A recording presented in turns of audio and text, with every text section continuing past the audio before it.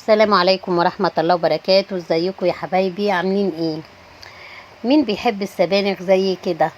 تعالوا مع بعض نعمل احلى طبق سبانخ بالفراخ. روعة روعة روعة. بس قبل ما اعمل لكم السبانخ ما تنسوش الاشتراك في القناة وتفعلوا زر الجرس وما تنسوش اللايك للفيديو. طبعا انا مش محتاجة اقول لكم فوائد السبانخ ايه. انا هجيب سمنة على زيت كده في حلة واحط فيها بصلاية كبيرة مبشورة زي ما احنا شايفين كده، وهسيب البصلة بقى تدبل شوية. ولو انت عايزة تحطي مع البصلة كمان فصين توم كده وقرن فلفل متقطع حطيه ماشي، ما يخسرش، هيبقى حلو قوي. وسيبي البصلة بقى تتبل كده. البصلة بسيبها تتبل خالص، وبعد كده ببتدي بقى اتبل البصل، احط عليه الملح واحط عليه فلفل اسمر وكمون والتوابل بتاعتي اللي انا بحبها اهو. هروح حطها على البصلة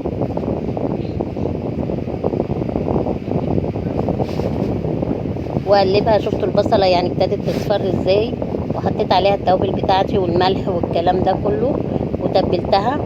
وبعد كده هنزل عليها بالفراخ بقى. طعم البصل مع الفراخ بتديها طعم تاني وبتوديها في حته تانية خالص. لما بتعملي الفراخ بصي، اي فراخ عندك بقى، دبابيس، صدور، اي حاجه عندك، بتروحي نازله بيها كده مع البصله وبتسيبيها تاخد وش من ناحيتين، بتودي الفراخ في حته تانية خالص. لما بتيجي بتاكلي الفراخ بقى كده في قلب السبانخ بتبقى الصراحه يعني ما بتبقاش الصدور ناشفه. يعني لو انت عندك صدور وكده ومش عايزاها تبقى ناشفه على العيال، لان في عيال كتير قوي ما بتحبش الصدور. الصدور بتبقى ناشفه عليها وبتحب الوراك، لكن لما بتعملي الصدور بالطريقه دي بتبقى طريه جدا وبتبقى يعني احلى من الوراك كمان. بحمر انا الفراخ بقى كده مع البصله وبسيبها تاخد وش من ناحيتين.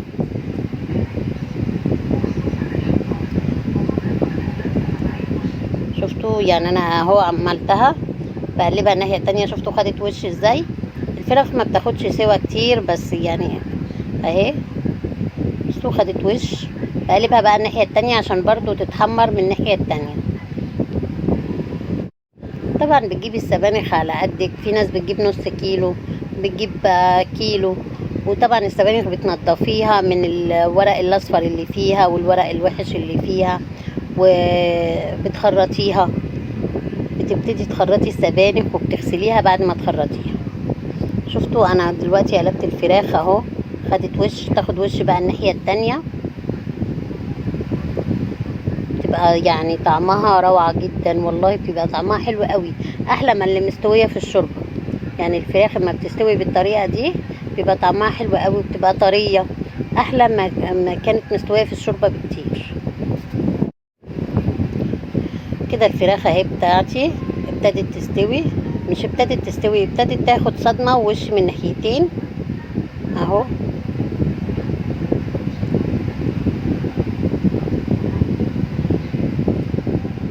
هروح بقى ايه نازلة عليها بالطماطم. هنزل على الفراخ بالطماطم. بصوا خدت وش من الناحية التانية ازاي.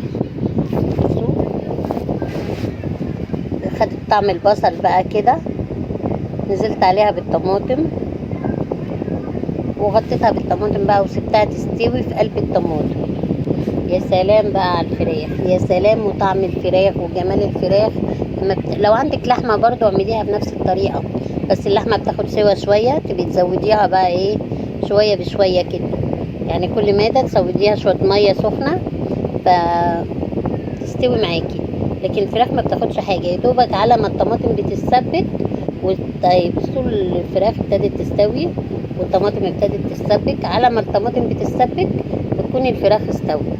هنا بصوا السبانخ وجمالها. بصوا السبانخ بجيبها زي ما انتم شايفين كده وخرطتها وبغسلها بقى تحت الميه. بفضل اغسلها واصفيها لغايه ما الميه بتاعتها بتبقى بيضه. بفضل اغسل فيها واطلعها، اغسل فيها واطلعها لانها بتبقى مليانه طينه الصراحه. وبطلعها في مصفى. شفتوا السبانخ ده كيلو سبانخ على فكره، كيلو سبانخ. بصوا الفراخ هنا، بصوا القوطه طبعا اتسبكت خالص اهي. والفراخ طبعا استوت كمان، بس هي يعني دوبك هكمل عليها واحط بقى السبانخ على الفراخ على القوطه. يا سلام، ولا تتعبي نفسك ولا تعملي حله للفراخ ولا حله للسبانخ ولا حله الكلام ده كله. بحط السبانخ بقى كده، طبعا ما اخافش بقى، هلاقي السبانخ كتيره كده وكبيره في الحله، كل ده هيهبط، كل ده والسبانخ هتنزل ميتها، فهتلاقيها هبطت معاكي خالص اهو. بصي سبانخ كتيره على الحله والكلام ده كله هيهبط، كله هيهبط. بصوا السبانخ وجمالها، طبعا منضفاها ومخليها زي الفل. بصوا، وهحط حبه رز صغيرين، ما تكتريش الرز، ما تكتريش الرز على السبانخ، يا دوبك هما بصوا حبه كبشه صغيره كده، معلقتين رز، معلقتين رز على كيلو سبانخ. بغسلهم وبنضفهم وبروح حطاهم على السبانخ. طبعا كده هتخض وهقول ايه ده عايز ميه ومعرفش ايه، لا هي كده هتنزل ميتها. هوطي عليها البوتاجاز واسيبها لما تنزل ميتها بقى في قلب الطماطم والكلام ده كله. بصوا ابتدت، بصوا الحله اللي كانت مليانه، بصوا الميه نزلت ازاي، بصوا الحله اللي كانت مليانه عامله ازاي اهي. بصوا هسيبها بقى شويه كده على ما الرز يستوي والسبانخ تستوي.